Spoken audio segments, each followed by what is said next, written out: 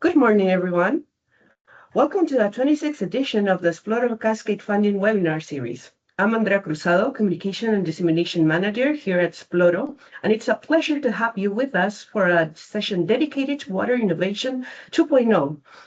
If you're passionate about sustainable water management, regional collaboration, and innovative environmental solutions, then you are exactly in the right place. I'm joined today by my colleague Paula Osti from the Communications Department and Miriam Matias, Innovation Consultant, who will be supporting me throughout the session. And thank you both very much for being here. So let's start to what to expect from this info day. Today, we'll explore two very exciting open calls currently offering equity-free funding to regions and organizations working towards more resilient and sustainable water systems. First, we have FERRO, open call for associated regions, and then DANUBElifelines, call for associated regions as well. Both initiatives are EU-funded and seek to strengthen regional capacity, foster innovation, and tackle Europe's pressing water challenges through collaboration and technology. So here's how today's session will run. First, we have a welcoming introduction to Cascade funding. Then FERRO, open call for associated regions presented by Talent Daddy. And then we have a presentation of DANUBElifelines, call for associated regions by Mikel Muge. So without further ado, let's get started. First, we have the presentation of FERRO Open Call for Associated Regions. This is presented by Talent Daddy, Lake researcher at the Helmholtz Center of Environmental Research, UFC, Germany, environmental scientist and water research, environment health and safety specialist. The FERRO Open Call seeks regions across Europe committed to tackling eutrophication and developing and implementing tailored solutions for nutrient recovery and reuse. The deadline is at the end of this month. It's November 30th. And FERRO Open Call is funding up to 100,000 euros per selected region. So, Talent, the floor is yours. Okay, thank you very much, Andrea, and thank you very much, the organizers, for inviting me and giving us this opportunity as FERRO to present on this important platform. Thank you. Yeah, so FERRO is a project that is focused on tackling the problem of eutrophication, which is basically, I think, wherever you are, you see that there are lakes or reservoirs, the water is turning green, and the result of this, the cause of this green is the algae. And the main cause of this is the nutrients that are getting into our water. And in many cases, we find some of the lakes having really severe algal blooms, which are a big problem. So this is one thing that we are addressing in FERRO as a team. To just give a bit of background, we were funded from the Horizon Mission 2023 Ocean Call, which was targeting natural lakes. And the major challenge was that Europe-wide, there is the problem of pressures, hydromorphological, biodiversity-related pollution, which are affecting the water bodies. And the task was to demonstrate solutions that can be applied to different regions in the EU that can be applied to address the problem of eutrophication. And so we have, in our project, we have been demonstrating this in lakes that are bigger than 1 square kilometers, which was the requirement.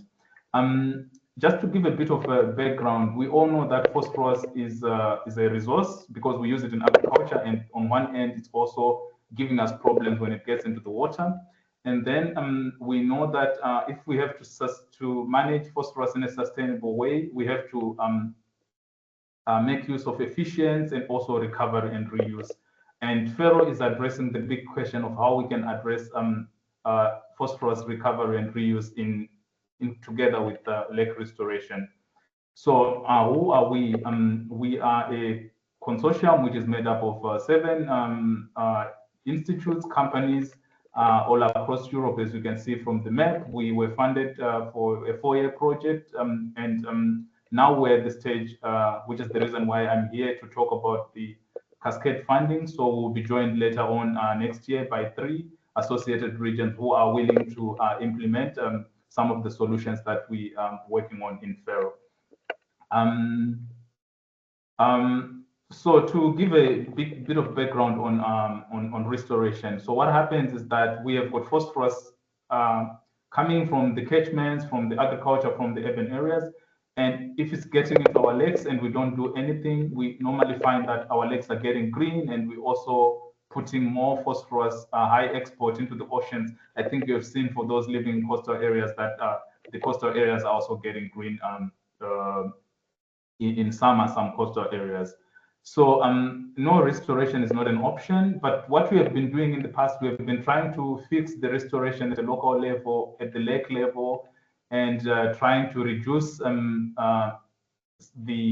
phosphorus at the lake level. But to some extent, this only works for a short period of time, and then afterwards, the situation is even getting worse. So in FERRO, we're trying to look at ways which we can really solve the problem in a way that is more sustainable, which also leads to better results. So our idea is basically to realize that, okay, we will always have phosphorus coming from the catchment, from diffuse sources especially. So we have to find ways, innovative ways of trying to trap the phosphorus, and if possible, also recover it in a way that we make sure that the phosphorus going into our lakes is very limited, and then our lakes are clear, and also our oceans are clear. So this is basically the idea of the solutions that we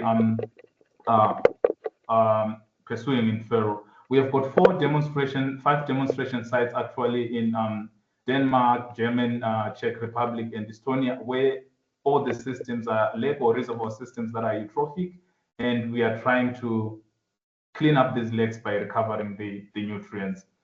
One aspect of FERRO is we are also trying to do remote sensing-based classification. That means that instead of using the conventional monitoring methods, we are also making use of remote sensing to do, say, monitoring of chlorophyll algal blooms over long periods of time. And from this data, it can help us to see how the situation has been developing over the past, and also together with other methods, we can classify lakes based on their eutrophication sensitivity, which lakes are more vulnerable and which lakes are less vulnerable, so that we know which places where we can focus on. We also use methods like sediment analysis of the lakes to see how much sediment is in the lakes and where is the sediment, because the sediment is what is holding most of the phosphorus. And in the case that we have to remove this sediment, we need to know which part of the lake have more sediment, so that we can have kind of a targeted approach to our handling. And what we do with this, when we take these sediments out of the lake, is we want to use them for agriculture. So we've been running trials in the lab to see which plants can grow and how good is the sediment as an alternative fertilizer. As you can see here from what our colleagues are doing in Denmark, they are taking the sediment and using it in the field, agriculture field, to plant barley or wheat. And from the different experiments they are doing, they are seeing that the sediment actually has high potential to as an alternative fertilizer, because it's not only phosphorus that is in the sediment, but you also get the other micronutrients that are beneficial for plants. And we're also looking at how to target diffuse pollution, for example, in reservoirs which are located in catchment, which have got a lot of agriculture. We are making use of coagulants to try to trap the phosphorus and later to recover this phosphorus-rich these coagulants that are rich in phosphorus, and then maybe use them as a fertilizer. So these are the different things that we are focusing on. So now I want to quickly address the FERRO core. That was just a brief overview of what we are doing in the FERRO project. So the FERRO core, we opened it on the 1st of September, and it will close at the end of this month. We're giving 3 grants of up to 1,000 euro per applicant. And the idea is that the applicants would be willing or have a lake which is facing eutrophication related problems, and they are willing to try one of the solutions that we have demonstrated in FERRO. So basically we'll work together with these applicants, the successful applicants, so that they will be able to improve the water quality in their lake, and they will be able maybe to recover some phosphorus from their lake and use it for agriculture. So this is the timeline. We hope to evaluate all the applications by end of January and make decisions by February. And we hope the 3 successful applicants can join us in the beginning of May in 2026. And we'll work together with them for a 2-year period until end of April 2028. In terms of eligibility, we are focusing on EU or Horizon Europe associated countries. Unfortunately, members of the FERRO consortium, the countries that are already highlighted, cannot participate, are not eligible to participate because there's already, they are participating in the main FERRO project. We are looking for lakes with eutrophication, and we are also looking for relatively big lakes, maybe greater than 0.5 square kilometers. But this should not discourage people with smaller lakes, because the reason for the 0.5 is when we have 0.5 square kilometers, it's better for application of remote sensing, but nevertheless, also applications or with applicants with smaller lakes are also welcome. And also important is that the applicants should not have received a grant from the other EU projects. For example, our sister project, EuroLakes, Future Lakes, and Pro Clean Lakes. So basically, what are these grants all about? We are going to give you grants to carry out preliminary investigations, and we also give you grants to implement the FERRO solutions and to come up with a roadmap of how this can be scaled up to really cover your whole lake systems. Yeah, I will quickly run down since I'm running out of time. So as I said, we have got 500,000, and we also have a subcontracting clause because the our core is focused on local authorities or governmental bodies that are responsible for the lakes. But there is a subcontracting clause that can also allow research institutes to be part of this, but they will have to apply together with the local authority, and the local authority is the one who is supposed to be the main project applicant. Yeah, okay, these are contractual obligations. I think I would not highlight this as it is not very important. Okay, we'll evaluate the cause, the applicants, based on 3 criteria: excellence, impact, and implementation. And yeah, I will not go into details of that, but I will just quickly touch on the project task, which I've already said that we are going to do preliminary investigations, stakeholder engagements, implementation of the FERRO solutions. I will not go much into details about that. The documents, you can find them on our website. Those are the links. And like I said, it's end of this month, the submission. It's a detailed application. Everything is laid down with the instructions. In case something is not clear, you always feel free to write to us so that we can clarify. So I want to thank you for this opportunity, and thank you for all who are here online attending this, for your attention. Thank you very much. And now we're going with DANUBElifelines call for associated regions. It is presented by Michael Möge, Senior Manager at EUTEMA Research Services in Austria. DANUBElifelines call invites 5 regions within the Danube River Basin to join efforts in restoring migratory fish habitats and enhancing freshwater ecosystems. Selected regions will receive tailored technical assistance, expert guidance, and access to the project's extensive knowledge base. The deadline is also on November. It's on November 30th or December. December. Yes, it's 30 December of 2025, and it's funding up to 100,000 per selected region. Well, Michael, over to you. Thanks very much, Andrea, for the kind introduction, and good morning from my side. So delighted to be here. I'll run through some of the opportunities that we have. So we've just heard about lake restoration, and we'll move from lakes to rivers and to fish. So briefly, what we're looking at migration corridors, restoring these and scaling up our initiatives in DANUBElifelines through associated regions.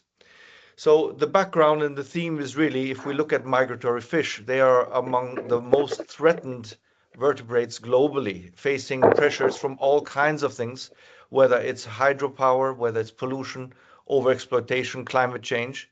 So a lot of these rivers have lost their connectivity. And so this has not just a bearing on the fish, but also livelihood of ecosystems, of businesses, of people, of biodiversity.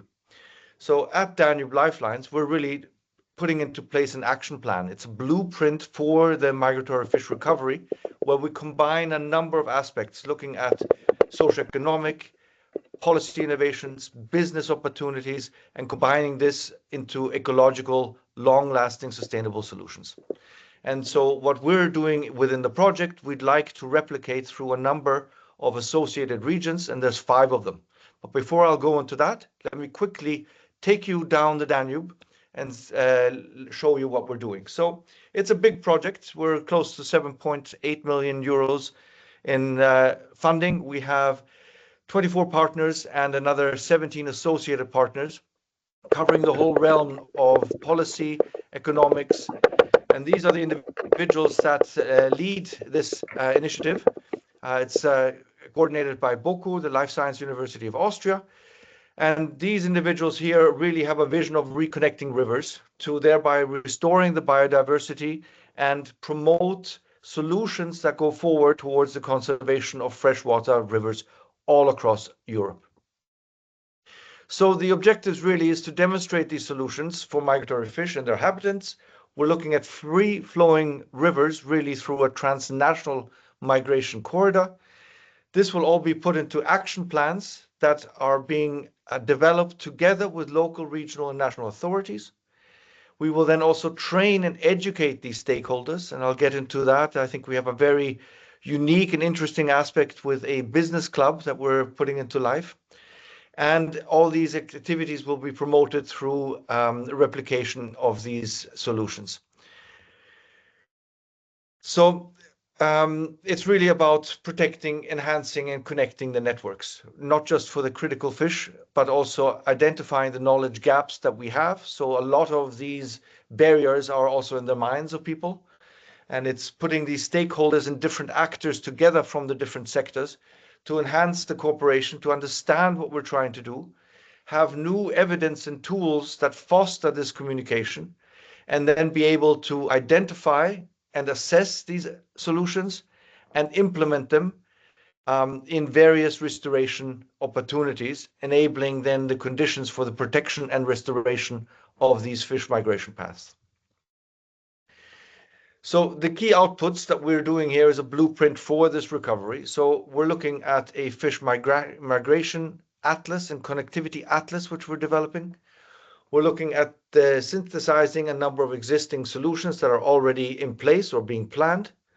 We're looking also at giving the voice to the people and the authorities. So how do we communicate this initiative? We have a business mentorship program. And this mentorship program is also developed throughout all of our 8 demo sites and also will be implemented into our 5 associated regions. So basically, we can split all our various demonstrations into 2 major groups. One is looking at the restoration and conservation. So we're doing that primarily in Slovenia, Slovakia, and Hungary. And then we have also looking at prioritization of the habitats, and we're doing that in Slovakia, Slovenia, Hungary, Romania, and Bulgaria. And supporting this, of course, with a large engagement in communication throughout the stakeholders and also looking at numerous activities up and down the Danube region. I mentioned briefly the business club, and before I go into the whole Cascade funding, I think this is a super interesting part of this replication potential here. So what we're trying to do is we're trying to reach out to businesses or inspiring entrepreneurs, whether this is from fish-friendly hydropower to ecotourism, slow tourism, habitats that encourage sustainable fisheries, hatcheries, down to kayaking, diving, all kinds of activities that go around and up and down the Danube on a sustainable way. So here there's modules, there's courses, there's mentoring, there's even connecting with third-party investors planned in order to get these ideas to fruition. We've got 8 demo sites from Germany down to Romania. We're looking at 21 targeted fish species. These all have a number of difficulties and are in threat of extinction. We're looking from the Danube salmon down to the sturgeons, and in between a number of other species which are suffering from the loss of the migration pathways. So here are our demonstration sites. They go from Germany through Austria to Slovenia, Slovakia, Hungary, down to the border of Bulgaria and down to Romania, the Danube Delta, and the lower Danube. So our call for the associated regions, and I'm very encouraged by this platform and by the activities that we are allowed to share here. So we are looking to basically support 5 regions to implement restoration and migratory fish beneficial activities based on the activities that we do. So we will allow and integrate these associated regions into our work so they can actually learn and benefit from what we're doing. We're advancing the Fish Migration Connectivity Atlas. We're developing action plans, technical assistance. We have systems to monitor, plan, and implement these restoration actions. So we're assessing what makes most sense. We're planning how to conduct them. And in some instances, we're actually implementing the restoration actions. And here, the associated regions will be able to learn, gather the best practice on how to conduct this in their own environments. And of course, we'll interact with all our demonstration site partners and also integrate it into the various European community actions on advancing freshwater restoration. So it's 100,000 euros per ticket, so it's a big ticket. Who can apply? Similar to what we heard from Talent earlier. So we're looking at local and regional authorities, again, for the reason as described, that there is some sort of longevity post-project. So these are from EU member states, the EEA countries, their neighbor policy. So basically 100,000 euros for local and regional authorities, minus our DLL partners, which is quite a big list here, but you'll see the names here. So any other countries, with the exception of Austria, the Netherlands, Hungary, Germany, Serbia, the UK, Romania, Slovakia, Slovenia, Spain, and Bulgaria. So how do we go about it? So you basically have to be eligible under the Horizon Europe rules. We encourage English proficiency. It just makes our life and everybody's life a lot easier. So you will have to have the compliance with the EC grant agreement articles, as also mentioned by my previous speaker here. And we've opened the call in September and we're closing it by the end of this year. So we will have an evaluation process. So we have a number of criteria. And then we will actually kind of evaluate this on a 2-phase basis. So we'll have also a workshop coming up later in November. We will actually, with the associated regions that have already mentioned their interest, and I hope that out of this meeting today, some more will join, where we will go through this into a much more detailed approach on what we evaluate, how we go about it. So basically, we're looking at the contracting completed by the end of April, so we can start exactly 1 year after the project itself started, with implementation in May. So the criteria, they're pretty loosely tied up at the moment here. And again, there's a webinar that will detail them in much greater extent. So it's the relevance to our objectives. It's restoring the habitats, the migratory pathways. So looking at the impact of your initiatives for this on the local ecosystems. So it's the alignment with our principle at DLL, the feasibility and the realism of the actions that can be implemented until the end of the project in 2029. How the resources can be utilized with also our backbone of experts and demo sites, and basically integrating the local networks available and the stakeholders that are of immediate effect and benefits for this. So what we really hope to achieve out of this is habitat restoration and monitoring things. We can even start planning and doing feasibility studies for weir removal or dam removals, look at connecting rivers, dynamics improvement, taking away pressures, down to the business plans and the implementations for eco activities such as slow tourism, other activities that involve stakeholders and capacity building going forward. So my request apply today. You'll find the links here. Become one of our 5 regions that replicate our restoration model to strengthen the network of healthy, free flowing rivers. And with that, I want to thank you, and with a quote of Douglas Adams, say so long and thanks for all the fish.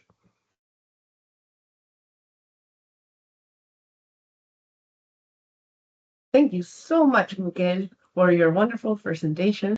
So I think we have come to an end of our info day regarding water innovation. So thank you so much to Miguel and to Talent for your wonderful presentations. And please, the deadlines are very close. Don't forget to apply. Those are very interesting projects. And we hope today's session has inspired you to explore these opportunities and take your regional water initiatives to the next level. Before you leave, subscribe to our newsletter for upcoming open calls in cascadefunding.eu. Follow Sploro on LinkedIn and Twitter to stay informed, because we upload a lot of open calls regarding Cascade funding or FSTP projects. And together we can foster innovation, resilience, and collaboration, ensuring sustainable water for future for Europe's regions. So thanks again for joining us today, and we look forward to seeing you in the next Info Day. Bye. Thank you. Goodbye. Thank you very much.